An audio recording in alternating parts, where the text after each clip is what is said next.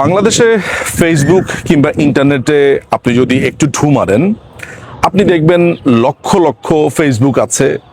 Friday Monday থেকে শুরু করে এমন কোনো বার নাই যেই বারের নামে পেজ নাই, ফ্রুটের নামে পেজ নাই, কিংবা অদ্ভুত সব নিউজের সাথে 24, 365 এগুলো মোটামুটি আপনারা সবাই জানেন। পেজ খুললো এক নামে, 2 বছর পরে দেখা গেল এটা একটা জামাতের পেজ, এটা একটা অমুকের পেজ, যে যার মতো এজেন্ডা বাস্তবায়ন করছে। আজকে দর্শকদের জন্য আমি একটি ইন্টারেস্টিং পেজের কথা বলবো।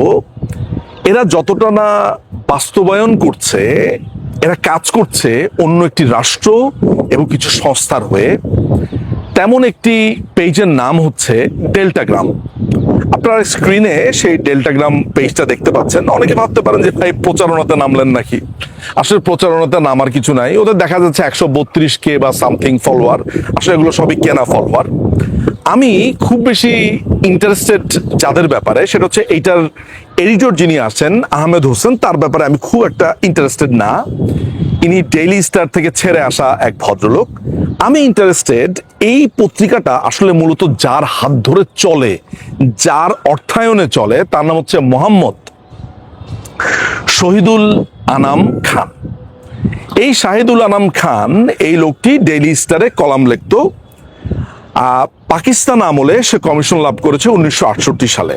সবচেয়ে ভয়ঙ্কর ব্যাপার হচ্ছে এই লোকটি বাংলাদেশের মিলিটারি ইন্টেলিজেন্সের হেড ছিল। একটা সময় আপনি জানেন যে আপনার ডেইলি স্টার পত্রিকার ব্যাপারে তো নতুন কিছু বলার নাই। এই ডেইলি স্টার পত্রিকাতে সে কাজ করত। 5ই আগস্টের পরে তার ভাগ্য পুরোপুরি খুলে যায়। ডিজিএফআই তাকে এক ধরনের দায়িত্ব দেয়। আমি নিজে ব্যক্তিগতভাবে আজকে গতকালকে এইভাবে কয়েকদিন বেশ এনকোয়ারির মধ্যে ছিলাম। ডিজিএফআই এবং মিলিটারি ইন্টেলিজেন্স, যদিও তাদের ভেতরে ইন্টারনাল নানান রকমের রেষারেষি আছে, অনেক কিছু আছে, সেগুলো অন্য আলোচনা। কিন্তু এই দুইটা সংস্থা মিলে আজব ঘটনা হলো, এটা সত্য যে এই শাহিদুল আনাম খানকে তারা একটা প্রজেক্ট দিয়েছে, এই ডেল্টাগ্রাম পেজে গেলে আপনি দেখবেন সবকিছুই অ্যান্টি ইন্ডিয়া লেখা। এটা একটা স্বাভাবিক প্রক্রিয়া হিসেবে আমি ধরে নিয়েছি, এটা ঠিক আছে। কিন্তু এই ডেল্টাগ্রামের কাজটা কি, কি করছে তারা? ইন্টারেস্টিং যে ব্যাপারটা হচ্ছে সেটা হচ্ছে যে এই শাহেদুল আনাম খান এর সাথে পাকিস্তানি এমবেসির যেই আনিল আসগার, যে সেকেন্ড সেক্রেটারি, কালচারাল সাইটটা যে দেখে, আপনারা যদি মনে করতে পারেন আমার আগের ভিডিওটা, যে 4 জন আইএসআই এজেন্ট কাজ করছে, এই আনিল আসগারও এই লোকটাকে দেখাশোনা করছে এবং ফান্ড দিচ্ছে। আমার কাছে যে তথ্যটা এসেছে সেই তথ্যটা হচ্ছে এমন, সে রিটায়ার্ড আর্মি অফিসার। ও মূলত হচ্ছে ইকবাল করিম ভুইয়া, অর্থাৎ সাবেক সেনাপ্রধান। এই ইকবাল করিম ভুইয়ার একেবারে ন্যাওটা চামচা টাইপের একটা লোক, যারা দীর্ঘদিন রাওয়াকে ব্যবহার করে সরকার উৎখাতের নানান ধরনের কাজ তারা করে যাচ্ছিল। 5ই আগস্টের পরে তাদের প্রচন্ড ভূমিকা ছিল এবং আর্মি অফিসারদেরকে রাস্তায় নামা, আর্মি অফিসাররা যাতে কোনো ধরনের আপনার কোনো ধরনের অ্যাকশনে যেতে না পারে, এই ধরনের তার একটা ব্যাপক ভূমিকা ছিল। কিন্তু মুশকিলটা হচ্ছে এই লোকটা কার হয়ে কাজ করে? এই লোকটা ইন্টারেস্টিংলি কাজ করে হচ্ছে একেবারে কমপ্লিটলি আমেরিকান এবং আইএসআই এর হয়ে। অর্থাৎ আমেরিকা থেকে তার ডিরেকশন আসে, আইএসআই এর এখানে যে আনিল আসগার আছে এ তার দেখাশোনা করে। অন্যদিকে এখন বর্তমান যে মিলিটারি ইন্টেলিজেন্স এবং ডিজিএফআই এর যে পিএমআরসি যেটা আছে, যারা মিডিয়া উইংটা দেখে, এরা তাদেরকে নানান ধরনের ফিড দেয়। এদের কাজ হচ্ছে যে বাংলাদেশে যত রকমের অ্যান্টি ইন্ডিয়ান গুজব তৈরির ব্যাপার যেগুলো আছে সেগুলো যাতে তারা ঠিকমতো করতে পারে, এইটা হচ্ছে তার কাজ। আমি একটা দীর্ঘ সময়, গত প্রায় 3-4 মাস তার ব্যাপারে সমস্ত তথ্য কালেক্ট করেছি, তার গতিবিধি এবং অনেক কিছু, যত কিছু পারা যায় সমস্ত কিছু। এই লোকটি পাকিস্তানে ভ্রমণ করেছে এবং পাকিস্তানে সে প্রায় 7 দিনের মতো সেখানে ছিল।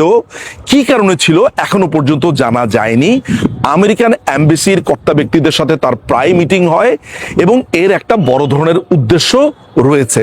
আপনারা যদি ডেল্টাগ্রামে যান, অনেকে ভাবতেই পারবে না, সবাই মনে করবে এটা মনে একটা ফেসবুক পেজ।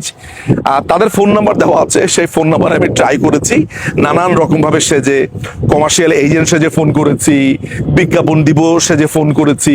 সব ইন্টারেস্টিং একটা ব্যাপার, মনে হচ্ছে যে তাদের টাকা পয়সা, ধরেন কমার্শিয়াল আমি অফার করেছি টাকা, কিন্তু বলছে যে না এই মুহূর্তে লাগবে না, তারা এই মুহূর্তে অ্যাড নিচ্ছে না। ইন্টারেস্টিং একটা ব্যাপার, একটা মানুষকে ধরেন আপনি খুবই লুক্রেটিভ অফার দিচ্ছেন, নিচ্ছে না, তার মানে হচ্ছে তাদের নিজস্ব একটা এজেন্ডা আছে। পরবর্তী সময় আমার কাছে আমার গোয়েন্দা সোর্সরা যেসব তথ্যগুলো দিল, মজার ব্যাপার হচ্ছে ডিজিএফআই থেকেই কিন্তু আমি তার ব্যাপারে একটা বড় ধরনের লক্ষ্য পেয়েছি। ডিজিএফআই লোকেরাই আমাকে ইন্টারেস্টিং তথ্য দিয়েছে যে পিএমআরসি তাকে পুরোপুরি ফুয়েল করছে এবং মিলিটারি ইন্টেলিজেন্স তাকে নানানভাবে হেল্প করছে। আমি আপনাদেরকে অনেকবার বলেছি যে আইএসআই এর প্রায় 15 থেকে 16টা 18টার মতো বাংলাদেশে তাদের অফিস আছে, বিশেষ করে রোহিঙ্গা ক্যাম্পগুলোর কাছে। এই লোকটি সেই এজেন্ডা বাস্তবায়ন করে চলছে। ফলে এই ডেল্টাগ্রামকে আপনারা যখন কখনো দেখবেন যে তারা বিভিন্ন ফটোকার্ড দিচ্ছে, খবর দিচ্ছে, এর মধ্যে একটা মজার একটা ঘটনা আপনাদেরকে শোনাই। এটা করেছে কি, সোশ্যাল মিডিয়াতে যারা পরিচিত, ধরেন ডেল্টাগ্রাম, কে চিনে এই পেজকে, এই পত্রিকা কে পড়ে, ওরা করে কি, পরিচিত কিছু মুখকে বা মুখের নাম ব্যবহার করে তারা আর্টিকেল ছাপায়। তো এর মধ্যে তারা করেছে কি, তারা একটা খবর ছাপিয়েছে। এদের টার্গেট কিন্তু হচ্ছে কুকি চীন, পার্বত্য চট্টগ্রাম। মাথায় রাখবেন, আমি আপনাদেরকে এর আগে বলেছি যে এক একজনকে এক এক দায়িত্ব দিয়ে দিয়েছে। যেমন টাকলা ফুয়াদ, এদেরকে একটা দায়িত্ব দিয়েছে, শারিয়ারকে একটা দায়িত্ব দিয়েছে, তারপরে ওই যে খোমেনি এহসানকে দায়িত্ব দিয়েছে। এরকম ভাবে এক একজনকে এক এক দায়িত্ব দিয়ে রেখেছে। এই ডেল্টাগ্রামের একটা বড় ধরনের দায়িত্ব হচ্ছে পার্বত্য চট্টগ্রাম। তো পার্বত্য চট্টগ্রাম নিয়ে তারা একটা নিউজ ছেপেছে। নিউজটা ছিল এমন, the Chittagong hill tracts and the shadow of Indian involvement. অর্থাৎ চিটাগাং হিল ট্র্যাক্সে ইন্ডিয়ার একটা ছায়া, একটা ভূমিকা আছে, এরকম আনে বানে পুরা ইন্ডিয়াকেই দোষ দেওয়ার ট্রাই করেছে।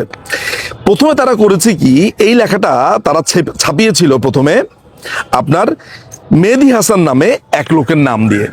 তো মেহেদী হাসানের একেবারে পুরা নাম, অ্যাক্রিডেশন সমস্ত কিছু দিয়ে ছাপিয়েছে। মেহেদী হাসানের নজরে পড়াতে সে প্রতিবাদ করেছিল। প্রতিবাদ করার পর উইদিন এ মিনিট তারা ধুম করে তাদের নাম ছাপিয়ে দিয়েছে সিমন মহসিন। এখন আপনি আমাকে বলেন তো, সিমন মহসিন নামে আপনি কাউকে শুনেছেন? এইভাবে তারা ধরেন আপনার নামে একটা লেখা ছাপিয়ে দিতে পারে, আপনি জিন্দিগিতে টেরও পাবেন না আপনার নামে যে আর্টিকেল ছাপা হচ্ছে, আপনি লিখছেন।